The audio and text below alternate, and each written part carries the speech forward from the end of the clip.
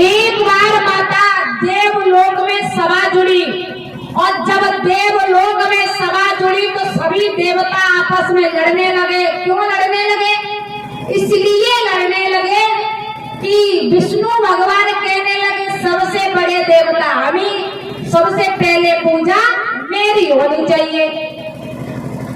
भैया देवराज इंद्र कहने लगे तुम कैसे बड़े हो, हम सकल सूरत के अच्छे हैं, गोरी पीरी है, सबसे पहले पूजा हमारी होनी चाहिए।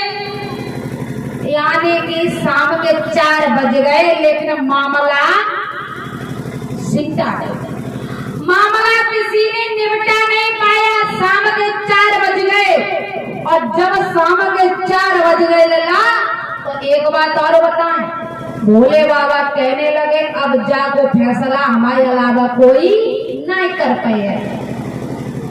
ऐसा करो सभी देवता पृथ्वी पर जाओ और पृथ्वी के जो 7 परिक्रमा लगाए गए सबसे पहले हमारे दिन आए जाइए, बाई को सबसे बड़ो देवता बना दो जाइए।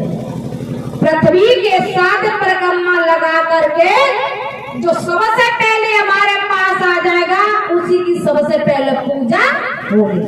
अब भैया काव की हंस सवारी हती, काव की गरुड़ सवारी हती, काव की हाथी सवारी हती, तो सब लोग अपनी सवारी लेकर के चले गए। अब रहिए गणेश भगवान, क्योंकि उनकी सवारी तो चूहा है जो 7 परिक्रमा का पूरी जिंदगी पहुंचना है पृथ्वी पर है। परिक्रमा की बात छोड़ दो। अब गणेश भगवान भाई बैठे मन में सोच रहे कि अब हम क्या करें। याद रखना जब मन में सोच रहे हैं कि हम क्या करें अब, तो भगवान के प्यारे भक्तों इधर गणेश भगवान के मन में विचार आया कि भगवान से बड़ा यानी कि माता पिता से बड़ा कोई देवी देवता नहीं होता। हमारे माँ बाप ही सब कुछ हैं, तो उन्होंने अपने माँ बाप की 7 परिक्रमा लगाए गए और सबसे पहले भोले बाबा के पास में पहुंच गए। और जब सबसे पहले भोले बाबा के पास में पहुंच गए भैया, तो भोले बाबा कहने लगे काय लला क्या बात है, परिक्रमा लगाने गए नहीं का? कि हाँ पिताजी परिक्रमा लगा के आ गया मैं सबसे पहले। कि मतलब कि पिताजी हमें ये बताइए, जब माता पिता ही भगवान है तो सब कुछ माँ बाप हुए। तुम अगर मुझे जन्म नहीं देते, अगर मेरी माँ मुझे जन्म नहीं देती तो बस पृथ्वी पर कैसे आ पाते। इसलिए पिताजी माफ करना, मैंने सब कुछ अपने माता पिता को मान करके तुम लोगों की 7 परिक्रमा लगा ली और तुम लोगों की 7 परिक्रमा लगा ली है पिताजी। अब आपकी इच्छा वो करो। भोले बाबा ने आज गणेश की पीठ पर हाथ फेरा और कहा है बेटा तू धन्य है, तूने मुझे इतनी बड़ी इज्जत दी है और आने वाले समय में तेरे नाम से सर्वप्रथम पूजन होगा, मेरी पूजा बाद में होगी। कोई भी शुभ कार्य किया जाएगा तो सबसे पहले पूजा लला तुम्हारी होगी। और इसलिए भगवान के प्यारे भक्तों सबसे पहले पूजा गणेश भगवान की होती है। तभी से सर्वप्रथम पूजा गणेश भगवान की होती है। याद रखना, जो अपने माता पिता को इज्जत नहीं दे सका, जिसने अपने माता पिता की सेवा नहीं की है, वो संसार में कुछ भी प्राप्त नहीं कर सकता। भैया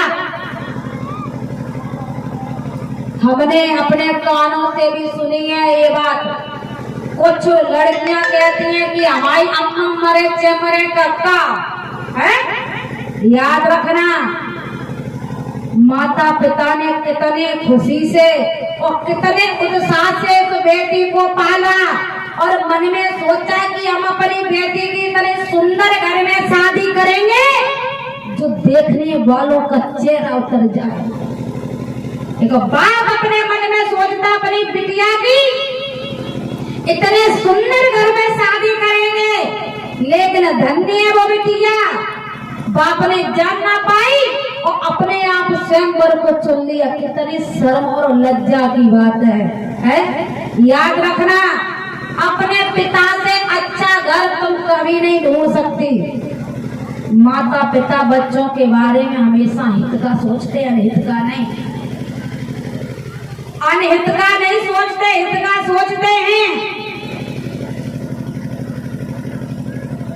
भगवान की लीला बड़ी निराली है, जो कहीं नहीं जा सकती। भगवान के प्यारे भक्तों, याद रखना, बड़ी बिटिया कहती है जिस पिता ने बड़े उत्साह से पाला, बड़ी लड़की कहती है लड़के से हमारी अम्मा मरे चाहे मरे कक्का, हम शादी तो वहीं से करे हैं।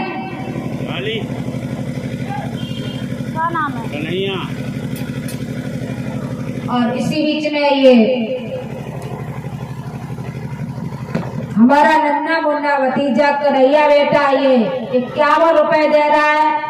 भगवान से मंगल कामना की कामना करेंगे और कहेंगे इस बेटे की बुद्धि प्रभु पढ़ने लिखने की तरफ बढ़ाना और ये आगे चल करके अपने माता पिता का नाम रोशन करे।